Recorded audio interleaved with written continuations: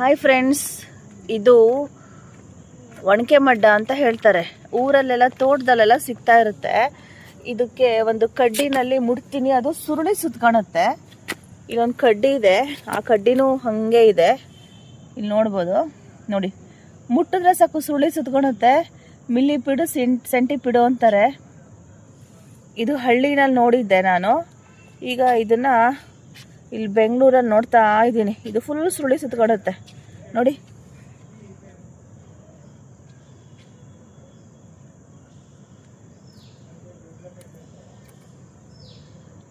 ಅದನ್ನ ಕೈ ಮೇಲೆ ಹಿಂಗೆ ಇಟ್ಕೋಬೋದು, ಬಟ್ ನನಗೆ ಹೆದರಿಕೆ ಆಗುತ್ತೆ.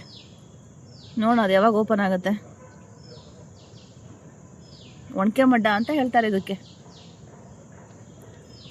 ತುಂಬ ವರ್ಷಗಳ ನಂತರ ನೋಡ್ತಾ ಇದ್ದೀನಿ. ನಾನು ನನ್ನ ಚೈಲ್ಡ್ಹುಡ್ ಡೇಸಲ್ಲಿ ನೋಡಿದ್ದು.